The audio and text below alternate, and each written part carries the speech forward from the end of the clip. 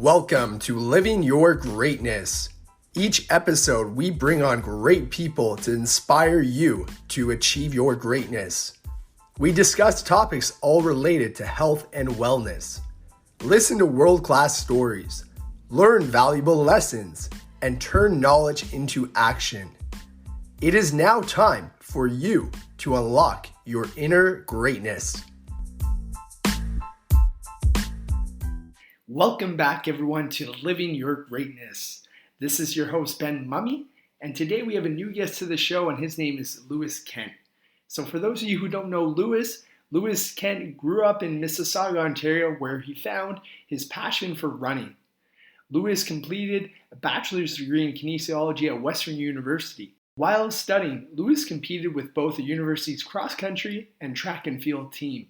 In 2015, Lewis had the beer mile world record with a time of 4 minutes and 47 seconds. Since then, Lewis has appeared on Media Buzz with ESPN, TMZ, BroBible, The Ellen Show, and other major media news platforms. Lewis, welcome to the show. It is great to have you on with us today. Hey, thanks for having me, Ben. It's glad to be here. Super excited for it and super excited to catch up as well. All right, Lewis, let's get started. So, can you just tell us a little bit about yourself? Where did you spend your formative years growing up in Canada? What inspired you to become a world-class beer mile athlete? And could you also share with our listeners your fitness background? For sure, totally. So I was actually born in Scotland. Not a lot of people know that. So I was actually born in Scotland. Family moved here when I was 2. So they moved into Mississauga, and then I grew up in Mississauga. So went to elementary school, high school in Mississauga. Really enjoyed it there. My parents still live there, so enjoy going back. From there, I transitioned in 2012 to moving to London. So I went there to go to Western, as you'd already mentioned. So still living in London to this day, graduated 2017 and stuck around for work. So that's been great. Beer mile athlete kind of came out of nowhere. I'm sure we'll get into that further. But yeah, in 2014, I did my first ever beer mile. Just a fun thing that a lot of university cross-country and track and field teams do once the competitive season's over. So I did it for fun the first couple of times, and then I'm sure as we're about to get into, it got pretty serious for a while there. Fitness background, always was just active. I was a kid on the recess playground when I was in elementary school. I just would never stop running in circles. So when I was about 11 years old, they said, "Hey, Lewis, you should do cross country and track and field. You're always full of energy, and you seem to be a pretty good endurance runner." So started running in grade 6 and then never really looked back. So ran at elementary school, got involved at the club and level, then continued throughout university and ran as a proud Western Mustang there for 5 years. So, okay, great. Thanks for sharing that background, Lewis. So if we move to the next question, for listeners who don't already know, what exactly is a beer mile race? Also, do you know the origin of the sport?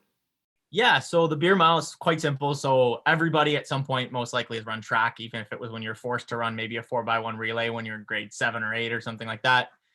Lap of the track is 400 meters, which means 4 laps of the track is a mile.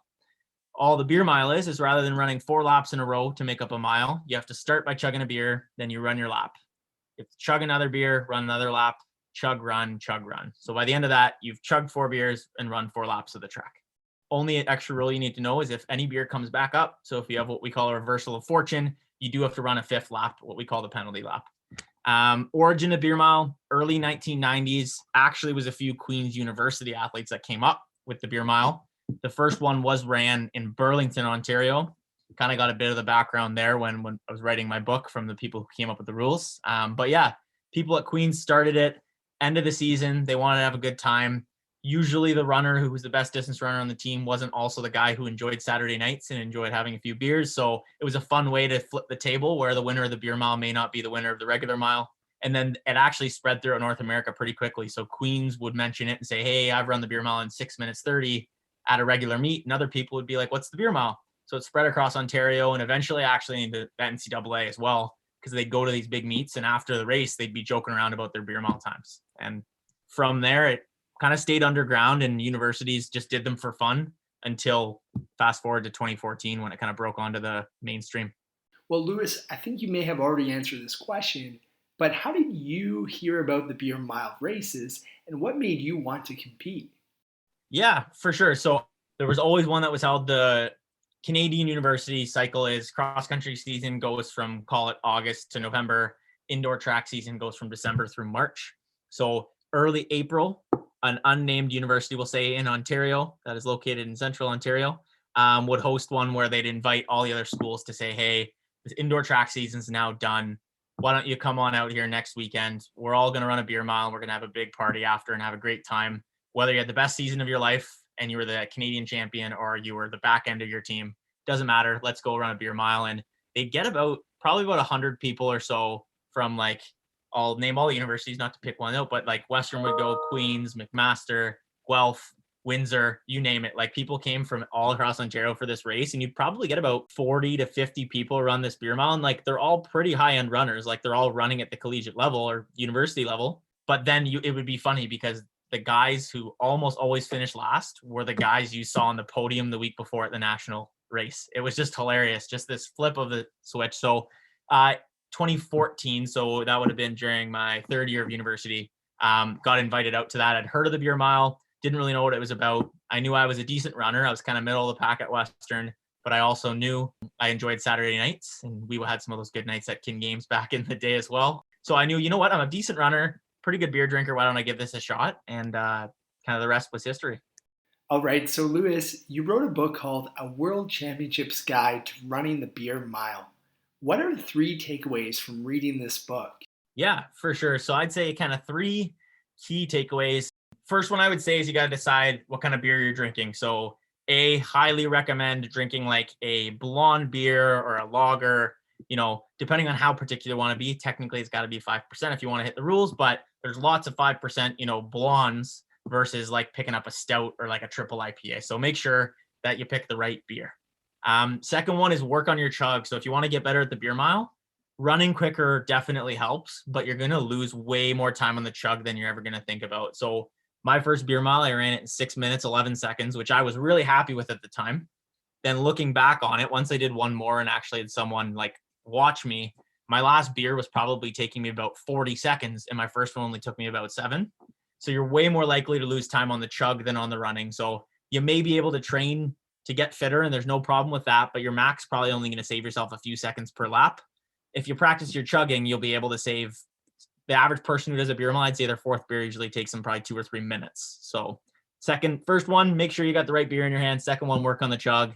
And then third one, just watch out what you're eating the day of the race, because if you don't eat the right things, there's a higher chance it's going to come back up and you don't want to run that penalty lap. Absolutely, for sure. Those are great tips. So Lewis, in 2015, you appeared on the Ellen Show. How did this opportunity come your way? Yeah, so that's I'll go long story short and kind of give you the main highlights. So April 2014, I ran my first beer mile in 6:11. I actually only came 5th in that race, as crazy as it sounds. There was a lot of good guys who would run in kind of high 550s. So I thought, you know what, I'm pretty good, but I'm nothing special. Think at the time, there's something called beermile.com. It still exists, where you can look where you would rank in the world. I think I was like 100th or something like that. So I'm like, you know what, not bad.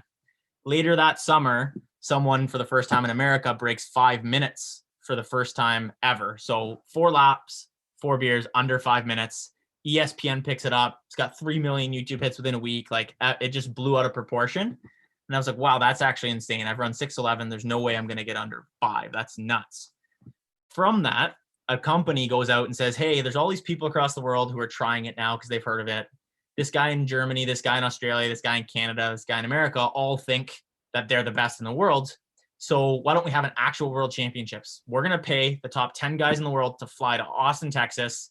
If you're in the top 10, all expense paid trip, head-to-head beer mile, who's actually the best? So that kind of got me fired up. That was that December. I got my time down to 5:25 going into that. Was ranked 7th in the world. So from April, thinking I'm like, okay, I'm a good beer miler, but not the best. That kind of got me excited as a 21-year-old, university student, being like, this is like what I live and breathe for. So finished 5th at the first ever world championships there in December of 2014. Fast forward a year later, I had the world record. I kept going after it, and I eventually got the world record. From there, I signed a professional contract with Brooks. When I signed that professional contract with Brooks, ESPN picked up like the headline of college kid is now being paid to drink and run. And then once that got out there, it was like all the things you mentioned between TMZ and BuzzFeed, and everybody just loved that headline of, hey, this guy, he's not an Olympic level runner. He could be like your neighbor next door, but he's got this crazy talent of drinking and running. And from there, my sports agent, Chris McCashew, he's awesome at getting the word out there and getting things out. He just sent a tweet out to all the late night shows saying, "Who wants Lewis? The college kid who gets paid to drink and run." And we got a response from Ellen, and that was history. Wow, that's a pretty crazy story. Thanks for sharing, Lewis. So, Lewis, it appears that your running career has finished. However, you seem to stay involved with the community as you are an ambassador with Brooks Running. Why is this? Yeah, I mean, I think in my heart, I'll always be a runner, regardless of how much I'm running on a week-to-week basis. Unfortunately, shortly after my time at Western, so 2017, while I was at Western as well, I just had an ongoing issue with my knee. Most track athletes are constantly just going through injury after another. And it's a matter of, at that point, you really just want to get through that weekend's race or that season. And that's all that matters to you, not the longevity of it. So I had this nagging knee injury that really seemed to resolve itself a few months after graduating, but then got significantly worse. And I've just never been able to get it back to the point of where I can train full time. That's kind of the reason why I'm not training at the highest level anymore. I have a lot of friends, and to be honest with you, I'm pretty jealous of them because I really would love to be training at that level. And luckily I've been able to kind of transition my time and efforts into my career, which has really been a lifesaver. There's definitely been some dark days I gave it a good 3 years straight. So pretty much up until about a year ago, just over a year ago, I had knee surgery, which was kind of the last straw of, hey, nothing else has worked. Let's give this a try. Unfortunately, it's the sort of thing that I can still get out for about 3 runs a week at a moderate distance, and it doesn't bother it. But to be at that top level, you've got to be running 7 days a week, sometimes a couple times a day. And I've gotten back to that point a few times just to have relapses, and just the sort of thing that emotionally you can only go through so many times. And there were some few months in there where I had a pretty bad relationship with exercising, just because all I wanted to do was get back to running. And sometimes no matter how much time and effort you put into something, it's just not meant to be. So still involved with Brooks. They've been my sponsor since 2014 or since 2015. Really appreciate their support. I don't think the beer mile would be where it is without them, because the whole media attention got there because they signed me on. So still involved with Brooks on a low level, and just, I'm a runner at heart. I always will be. I'll run till the day I'm no longer on this earth, depending on how my knee's operating. Some months will be running more than others, but yeah, that's kind of, still feel like a runner. I may only run about a quarter what I used to run, but yeah. Yeah, it's kind of cool to hear that you're still involved with Brooks as well as being part of that community. So that's great. So Lewis, what advice would you give someone who is trying to get into a running routine for the first time? Yeah, honestly, I would say the best thing you can do for yourself is to create a calendar or schedule for yourself. So call it a training calendar, and say, you know what, if your goal is to run, you're different if you're going from, say, you're trying to complete your first 5K in 2 months, then put that in the calendar and say, you know what, work backwards. Hey, a week before that, I'm going to need to do X, and 2 weeks before, I'm going to need to do X, and kind of work backwards from your goal date. You may have run a 10K and your goal is to run a marathon. We'll do the same thing. Hey, I want to run a marathon on July 30th. Well, what do you need to do ahead of that? So part A would be create a training log for yourself. There's tons of great coaches or online resources or running rooms out there that can kind of give you those training programs. Another key piece I'd say is have like an accountability partner. It's tough with COVID right now to have a strong running group. Hopefully that's better in the next few weeks and few months, but have someone to keep you accountable. And then third is actually have a training, what I would call log, where daily you go in and you just say, hey, this past week on Monday, I ran this amount and this is how I felt. And on Wednesday, I ran this amount and this is how I felt. Because that's really important for just making sure you're not doing too much, but also not doing too little. If you're feeling awesome every day, that means you can bump it up a bit. But a number one concern for a lot of people that get into running is just the injury aspect of it. So absolutely, for sure. So Lewis, at times running can seem repetitive or boring. How have you motivated yourself when you don't feel like running? Yeah, for sure. I think the biggest thing is just keeping the goal in mind, like everything else in life, where, if you're training to run your first 5K or your first marathon, the day of that race, you're going to look back upon the day you're in right now and say, if you didn't run that day, you're going to be like, man, I really wish I ran that day. And if you did run, you're going to be like, I'm really happy I forced myself out the door. The toughest thing every single day is just getting those shoes on and getting the first minute of running in. Everyone who's listening to this that's a runner will know you're going to have days where you're tired, not want to run. As soon as you're 5 minutes into that run, 9 times out of 10, you're going to be so happy you got out the door. And however long your run is, 20 minutes, an hour, however long later, you're going to be very happy when you come back in the door that you got out for that run. But once again, once it's safe to do so, or if you have someone that's in your network that you can do it with, have an accountability partner. Like at Western, I was lucky enough to live with a bunch of other guys on the team. Even elite athletes on the top end have days where they don't want to get out and run, and having someone that comes to knock on your door and say, "Hey, Ben, we're getting out to run today. Get your ass out the door," sort of deal. I'm not taking any excuse. And that would be a big one. And I think another one, if music motivates you, having a running partner motivates you, or listening to a great podcast like this one on the run. All right, so that is some good piece of advice. So Lewis, if someone is training for a running competition, let's say a 5K, 10K, half marathon right now, what is something that they can do to avoid getting injured?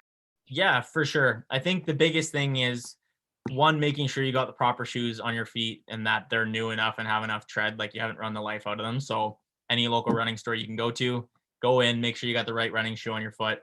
Running is a sport where, the only real cost, obviously there's entry fees to races, but relative to other sports, it's very cheap. All you need is a pair of running shoes and some clothes on your back to go. So don't cheap out and try to buy a $60 pair of running shoes. If you show up to the store and they say, "Hey, this $170 pair of running shoes is right for you," take their advice, because the difference of 10 or 20 bucks saving your shins or your feet is definitely worth it. A second part would go back to my last answer, where keep a training log. So, almost every runner will have ongoing injuries. You're always going to have aches and pains, just the nature of the running game. But if you record those, so if in your training log, it's like, "Hey, Monday, my knee was a bit sore.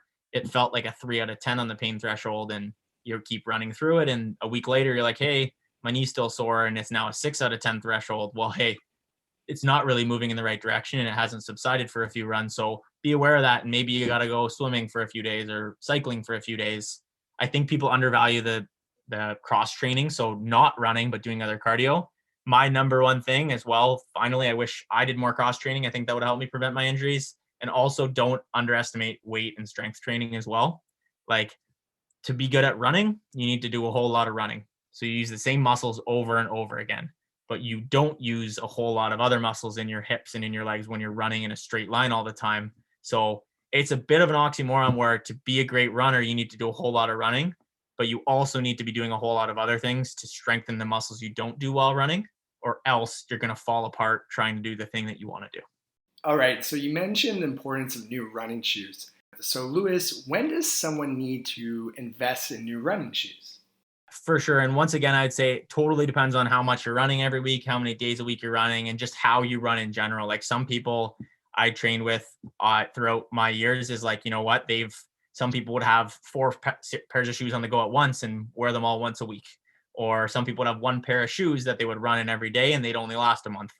I think the biggest thing is, once you can kind of see the tread going on the bottom, like if you see noticeable wear and you're feeling like, so a lot of runners will eventually start to feel it, whether it's in their shins or in their feet. And it's like, I'm not really doing too much different with my running, but all of a sudden I'm a bit achy. Probably a time to sub out your shoes, because depends on what the shoe is. Like some shoes can last as little as 600K. Some can make it up to say 1,000. It totally depends on I don't like to give random numbers out there, because as I said, some people are harder on their shoes than others are. But the biggest thing would be, make sure that as soon as you kind of see that tread visibly going, you shouldn't get to the point where the whole bottom of your shoe just looks flat. If you can kind of see that tread coming off, that's a time to consider it. And especially if you're starting to feel a few more aches and pains. Okay, cool. So Lewis, you are also an ambassador for Bose Brewery. How did you stumble upon this opportunity? Yeah, so Bose was great. Once again, Chris McCashew, who was my agent when I was beer miling there, he was great for opening doors, and once again was just online, like floating ideas around to different companies. And we talked with a couple, but Bose just seemed like the right fit.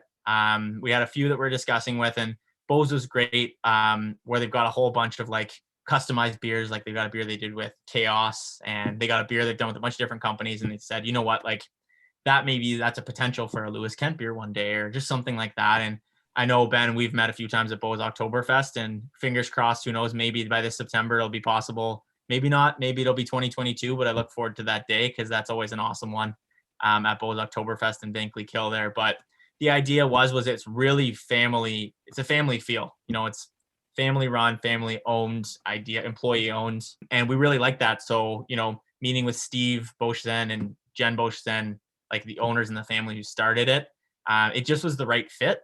And then Chris and I went out there, and to tell you a really cool story, one of my favorite moments of my life, Chris goes, hey, we're going to go see this brewery. Like, let's go check it out. They're going to give us a tour and we'll talk a couple business items. As we walk in, I'm not joking, and Chris didn't know this either. I thought he'd set it up. As we walk in, all the employees working in the factories, there's probably like 30 of them or so. They're 15 wide on each side. And it's almost like, imagine, I don't know, when you were younger and you're playing a game and like all the kids would hold up their hands and you kind of run under the funnel. They're all there and they've got a full plastic cup of beer handing up. And as we walk through, they all just start chugging their beer. So it's this like relay almost as we walk through, them chugging their beer, and then they welcomed us to the brewery. And there's no way when you're welcomed like that at a place that you're not going to agree. So yeah, right fit. I mean, geographically pretty far away. I'm in London, Ontario. So the first year coming out to Bose Oktoberfest, I drove 10 hours straight to get out there. But just an awesome company, awesome product. And yeah, they're just, I would never change being aligned with Bose for sure. Man, that is quite the story. So Lewis, as you are Canadian, what are your top 3 craft beers?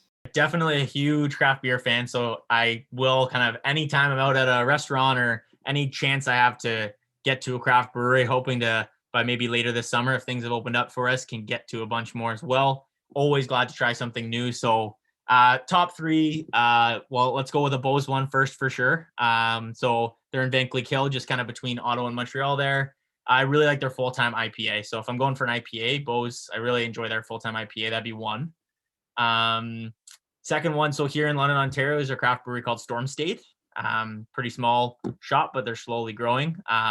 They've got a sour called Shook, and it's just awesome. So really, like, if I'm looking for a sour beer, that's there. And I'm not one kind of beer drinker, like depending on the day, sometimes like an IPA, sometimes like a sour. But one of my first favorite craft beers, this is from years ago, is actually Side Launch, like their wheat ale. So they're based out of Collingwood, and that's one that I enjoy maybe on like a summer patio wheat ale sort of deal. So yeah, the Side Launch, wheat ale, Bose, full-time IPA, and then Storm State Shook. Those would be my top 3.